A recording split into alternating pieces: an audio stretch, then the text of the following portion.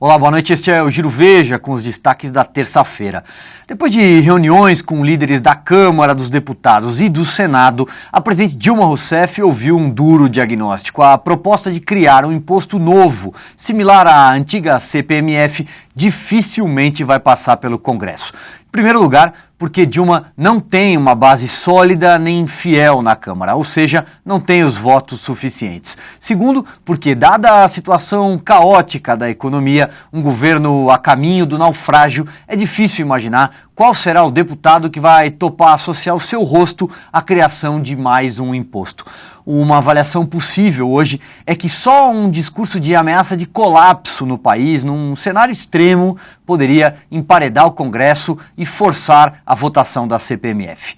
A repórter Marcela Matos tem as informações dessas reuniões em Brasília. Fala, Marcela. Silvio, a volta da CPMF foi o principal assunto aqui na Câmara nesta terça-feira.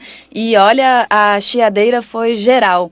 O presidente Eduardo Cunha voltou a criticar a medida.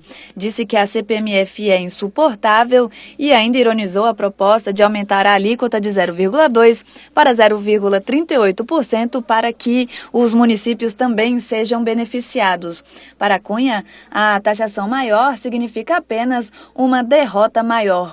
Pela manhã, Dilma chamou os deputados aliados para uma reunião no Planalto em busca de convencê-los a apoiar a volta do imposto sobre o cheque. Mas até aqueles que defendem o governo na Câmara admitem que a aprovação dessa PEC vai ser bem difícil. O único resultado prático da reunião foi uma discussão entre o ministro Joaquim Levy e o deputado Rogério Rosso, do PSD. A gota d'água foi quando Levy disse que o rebaixamento da nota do país era culpa do Congresso. O deputado Rogério Rosso, que é líder de uma bancada que apoiou o ajuste fiscal na íntegra, revidou e disse que Levy deveria tirar uns dias de férias. Vamos ouvir um trecho dele explicando essa confusão lá no Palácio do Planalto. Então, e também disse para ele, eu sugeri que ele tirasse umas férias, que ele sai de férias. Eu sugeri que ele tirasse férias e no lugar dele a gente coloca um desenvolvimentista e em 30 dias vamos ver o comportamento da economia. Ele falou que o downgrade do risco da S&P foi um problema do Congresso. Eu falei para ele que o que eu li foi uma questão de deterioração fiscal, foi o termo usado. Também com uma questão política. Ele explicou porque ele viu o Congresso? Ele explicou? Não, ele falou isso. Todos os líderes estavam lá e ouviram. Tem muita gente na Câmara irritada com o Levy.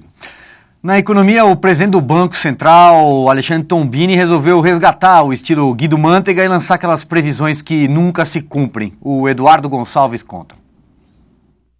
O presidente do Banco Central, Alexandre Tombini, disse hoje que a inflação anual terá forte queda nos primeiros meses de 2016. As declarações foram feitas em audiência no Senado. Apesar do otimismo, é difícil de imaginar que isso aconteça. Segundo os últimos dados do IBGE, a inflação só vem subindo mês após mês. Chegou a desacelerar em agosto, mas bateu a marca de 9,5% no acumulado dos últimos 12 meses. Como diz o ditado popular, a esperança é a última que morre. Tombini explicou que o reajuste na conta de luz feito neste ano não terá mais tanto impacto sobre a inflação em 2016, o que faria com que a taxa só diminuísse. A mensagem de esperança, no entanto, foi encarada com incredulidade pelos senadores. Ricardo Ferraço, do PMDB do Espírito Santo, disse ficar imaginando se vive realmente no mesmo planeta que Tombini. Como metáfora, ele ainda comparou o governo a uma cena do filme Titanic, no qual o violinista continua tocando enquanto o barco afunda no oceano. Com você, Silvio. Obrigado, Eduardo. Operação Lava Jato. José Dirceu agora é oficialmente réu pelos crimes de corrupção, lavagem de dinheiro e associação criminosa. Não é notícia antiga, não. Acompanhe.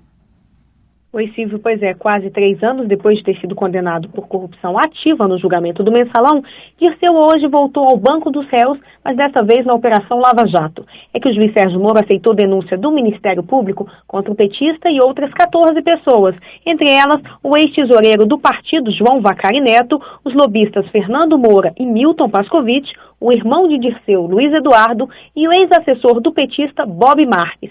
Dirceu está preso há mais de um mês em Curitiba por suspeitas de coordenar um esquema de arrecadação de propina a partir de contratos simulados de consultoria, mas os investigadores também não descartam que ele possa estar envolvido em outros crimes no esquema do Petrolão. As suspeitas contra o petista até o momento são de que ele recebeu quase 12 milhões de reais em propina, lavando parte dos recursos não só em consultoria, mas também na compra e reforma de imóveis para parentes e na simulação de aluguéis de jatinhos. De acordo com as investigações, o esquema de Dirceu no Petrolão movimentou cerca de 60 milhões de reais em corrupção e 64 milhões de reais em lavagem de dinheiro, Silvio. Mais Lava Jato, o empreiteiro Ricardo Pessoa, um dos delatores do Petrolão, afirmou que o PT levou 20 milhões em propina. Silvio, o empreiteiro Ricardo Pessoa entregou à Justiça Federal uma série de documentos que mostram pagamentos feitos pela UTC Engenharia ao PT nos últimos 10 anos. O valor desses pagamentos chega a 20,5 milhões de reais, segundo o delator da Operação Lava Jato. Ele afirma que esses pagamentos foram solicitados de forma muito elegante por João Vacari Neto, o ex-tesoureiro do PT, que está preso pela Polícia Federal. João Vacari recebeu por fora de um caixa em espécie quase 4 milhões de reais. E o PT recebeu por meio de seus diretórios nacional e regionais outros 16,6 milhões de reais. Todos esses documentos foram entregues por Ricardo Pessoa para corroborar seu depoimento de delação premiada, um acordo que ele celebrou em maio com a Justiça. Também hoje o empreiteiro Ricardo Pessoa foi até a CPI da Petrobras e se recusou a responder a perguntas dos parlamentares. No entanto, ele disse que resolveu pagar propina na época, no início dos anos 2000, porque, do contrário, achava que estaria assinando a sentença de morte de sua empresa. Obrigado, Felipe. Esse foi o Giro Veja, mas a programação de TV já continua. Até mais.